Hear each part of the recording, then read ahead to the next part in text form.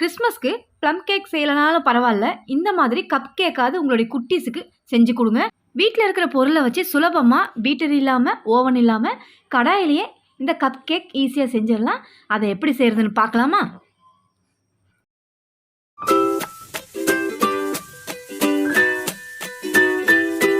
Cup cake செய்யறதுக்கு 2 முட்டை எடுத்துக்கோங்க.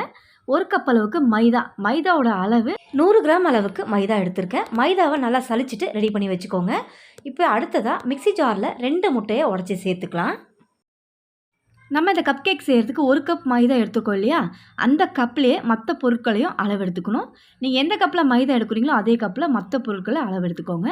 அதே கப்பில் 1/4 கப் அளவுக்கு சமையல் எண்ணெய் யூஸ் பண்ணிக்கிறேன். வாசனை இல்லாத எண்ணெய், அதாவது கடல் எண்ணெய், நல்லெண்ணெய் தவிர்த்து ரீஃபண்ட் ஆயிலை சேர்த்துக்கோங்க. இப்போ அது கூடவே அதே கப்பில் 1/2 கப் அளவுக்கு சர்க்கரை. இந்த இனிப்பே சரியாக இருக்கும். இப்போ இது கூட கார்டமம் பவுடர் ஒரு 1/2 ஸ்பூன் சேர்த்துக்கிறேன். நீங்கள் வெண்ணிலா எசன்ஸ் இருந்தால் கூட ஆட் பண்ணிக்கலாம். 5 நிமிஷம் ஹையில் கிரைண்ட் பண்ணி எடுத்திங்கன்னா இந்த அளவுக்கு நல்லா க்ரீமியாக கிடைக்கணும். இந்த அளவுக்கு வந்தால் தான் கேக் வந்து நல்லா சாஃப்டாக ஸ்பாஞ்சியாக கிடைக்கும். இப்போ இது இருக்கட்டும். அடுத்ததாக ஒரு பவுல் ஒன்று எடுத்துக்கோங்க. அதில் 1 கப் அளவுக்கு மைதா எடுத்தோம் இல்லையா, அதை இதில் சேர்த்துக்கலாம்.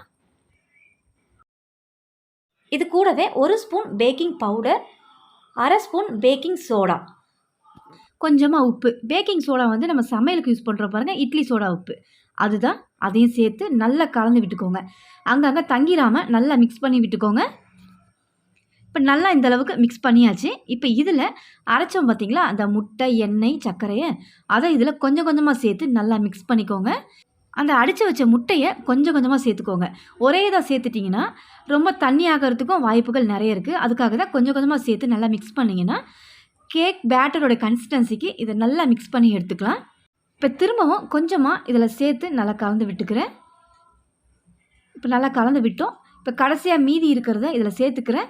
இப்போ இதை நல்லா கலந்து விட்டு எந்த அளவுக்கு இது சரியாக இருக்குது அப்படிங்கிறத பார்க்கலாம். இல்லை ரொம்ப கட்டியான பதத்தில் இருக்குது அப்படின்னா காய்ச்சி ஆற வச்ச பாலை சேர்த்துக்கலாம். எனக்கு பார்த்திங்கன்னா நான் அடித்த அந்த எண்ணெய், முட்டை, சர்க்கரையே எனக்கு சரியாக இருக்குது. இந்த அளவுக்கு இருக்கணும். சப்போஸ் உங்களுக்கு ரொம்ப கட்டியாக இருக்குது அப்படின்னா நீங்கள் காய்ச்சி ஆற வச்ச பாலை சேர்த்து இந்த கன்சிஸ்டன்சிக்கு கேக் பேட்டரை கொண்டு வந்துடுங்க. இப்போ நம்ம கேக்கை பேக் பண்ண ஆரம்பிச்சிடலாம். அதுக்கு ஒரு பிளேட் ஒன்று எடுத்துருக்கேன். பேப்பர் கப் எடுத்துக்கிறேன். பேப்பர் கப் மட்டும் இல்லை, நீங்கள் வீட்டில் இருக்கிற கிளாஸ், கிண்ணம், செராமிக்கில் இருக்கிற எந்த பொருளாக இருந்தாலும் எடுத்துக்கலாம். நான் கப் எடுத்துக்கிறேன், செராமிக் கப்பு. இப்போ இதில் அந்த கேக் பேட்டரை சேர்த்துருவோம். பாருங்கள் எவ்வளோ அழகாக அந்த கேக் பேட்டர் அதில் போய் விழுது. இந்த அளவுக்கு இருந்தால் தான் கேக் நல்லா சாஃப்டாக பஞ்சு போல் வரும். பாதி அளவுக்கு மட்டும் சேர்த்துக்கோங்க. இந்த அளவுக்கு சேர்த்தா தான் நல்லா அது பேக் ஆகி நல்லா எழும்பி இது ஃபுல்லாகவே வந்துடும். மாவு எக்ஸ்ட்ராவாக இருக்குங்கிறதுனால கூட 2 கப் சேர்த்து நான் இந்த மாவை அதில் சேர்த்துக்கிறேன். இப்போ இது ப்ளைனாக இருக்குது இல்லையா, இப்போ இதுக்கு மேலே நல்லா கார்னிஷுக்காக டியூட்டி ஃப்ரூட்டி கலராக இருக்கிறத சேர்த்துக்கோங்க. டியூட்டி ஃப்ரூட்டி மட்டும் இல்லை, பாதாம், பிஸ்தா, முந்திரி, திராட்சை, இது எது வேணாலும் நீங்கள் இந்த கேக்கில் ஆட் பண்ணிக்கலாம். இப்போ இது எல்லாத்தையும் சேர்த்தாச்சு. இப்போ இது நல்லா டேப் பண்ணி விட்டுருங்க. பபுள்ஸ்லாம் இருக்கும், இந்த மாதிரி டேப் பண்ணிங்கன்னா அது சரியாயிரும். இப்போ இது இருக்கட்டும், நம்ம பேக் பண்ண ஆரம்பிச்சிடலாம். நான் ஒரு கடாய் ஒன்று எடுத்திருக்கேன். அதாவது கோட்டிங்லாம் போயிடுச்சு. இந்த கடாய் கொஞ்சம் பழைய கடாய் தான். இந்த மாதிரி யூஸ் பண்ணிக்கலாம்.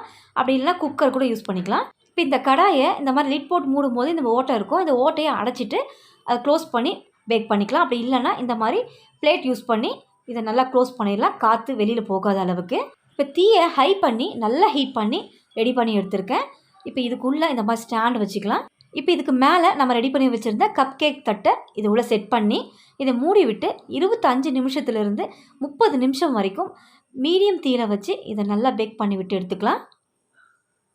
எனக்கு கிட்டத்தட்ட 30 நிமிஷம் மீடியம் தீயில் வச்சு ரெடி பண்ணியிருக்கேன். எந்த அளவுக்கு சூப்பராக வந்திருக்குன்னு பாருங்கள். கேக் வெந்திருக்கான்னு செக் பண்ணுறதுக்கு டூத் பிக் யூஸ் பண்ணி நீங்கள் இதை குத்தி பார்த்தீங்கன்னா உள்ளே ஒட்டாமல் இறங்கி வரணும். இப்போ இதை நல்லா எடுத்து ஆற விட்டாச்சு. சூப்பரான ஃப்ளஃபியான ஒரு கப் கேக் ரெடி. இப்போ இந்த கப்பை நம்ம கட் பண்ணி எடுத்துடலாம் சிசர் வச்சு. சமையல் தெரியாத பிகினர்ஸ் இந்த கேக்கை ட்ரை பண்ணுங்கள். ரொம்ப ரொம்ப சுலபமாக செய்யலாம். அந்த கப்பில் ஒட்டாமல் எவ்வளோ அழகாக வருதுன்னு பாருங்கள். பார்க்கவே பியூட்டிஃபுல்லாக இருக்குது இந்த கேக். கண்டிப்பாக ட்ரை பண்ணுங்கள். இந்த கிறிஸ்மஸ்க்கு நீங்கள் பெரிய கேக் செய்யலைனாலும் இந்த மாதிரி குட்டியான கப் கேக் செஞ்சு கொடுங்க. குட்டீஸ் நல்லா விரும்பி சாப்பிடுவாங்க. எந்த அளவுக்கு சாஃப்டாக உள்ளே வெந்து வந்திருக்குன்னு பாருங்கள். அடுத்து இந்த கிளாஸில் இருக்கிற அந்த கேக் எடுக்கிறது சுலபம் தான். ஸ்பூனுக்கு பேக் சைடு இந்த மாதிரி எடுத்திங்கன்னா ஈஸியாக வந்துடும். இந்த வீடியோ பார்க்குற ஃப்ரெண்ட்ஸுக்கு ஹாப்பி அட்வான்ஸ் கிறிஸ்மஸ். இந்த கிறிஸ்மஸ்க்கு கப் கேக்கை செஞ்சு பாருங்கள். இந்த வீடியோ பிடிச்சிருந்தா என்னோடய சேனலை மறக்காமல் சப்ஸ்கிரைப் பண்ணுங்கள். ரொம்ப பிடிச்சிருந்தா லைக் ஷேர் பண்ணுங்கள். தேங்க்ஸ் ஃபார் வாட்சிங்.